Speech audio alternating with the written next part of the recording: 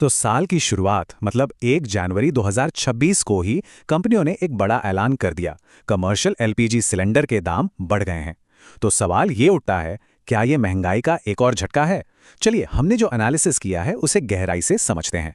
तो सबसे बड़ी खबर तो यही है कि सिलेंडर महंगा हो गया है। और देखिए, ये सिर्फ किसी एक शहर की कहानी नहीं है। हमारे विश्लेषण में ये बात साफ हुई है कि ये बढ़ोतरी पूरे देश में लागू हुई है। और ये कोई मामूली बढ़ोतरी नहीं है, बिल्कुल नहीं। हमने पाया है कि जो 19 किलो वाला कमर्शियल सिलेंडर है ना, उसकी कीमत में सीधा 111 रुपए 50 पैसे तक का उछाल है।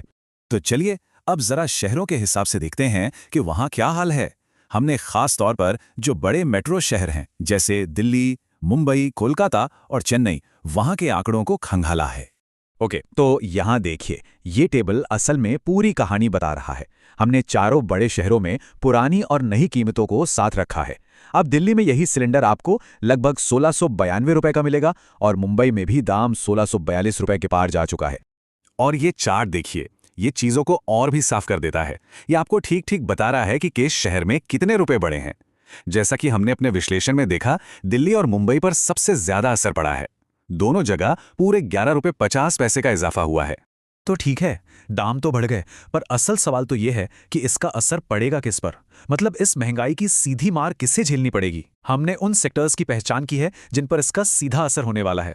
तो हमारे एनालिसिस में ये बिल्कुल साफ है कि जो होटल्स हैं, रेस्टोरेंट्स हैं और ऐसे ही दूसरे इंडस्ट्रियल यूजर्स हैं, उन्हें तुरंत ज्यादा खर्च करना पड़ेगा। मतलब उनकी जो रोजमर्रा की लागत है वो अब बढ़ जाएगी। और बात यहीं खत्म नहीं होती। हमने एक और चीज देखी, जो 5 किलो वाला फ्री ट्रेड एलपीजी सिलेंडर आता है ना, उसकी कीमत भी बढ़ाई गई है, पूरे 27 रुपए। अब आते हैं उस सवाल पर जो शायद सबके मन में होगा, घर में इस्तेमाल होने वाले गैस सिलेंडर का क्या। हमने घरेलू रसोई गैस की कीमतों को भी बारीकी से देखा है, ये पता करने के लिए कि क्या असर वहां तक भी पहुंचा है। और अच्छी खबर यह है, हमारे एनालिसिस में एक राहत की बात सामने आई है।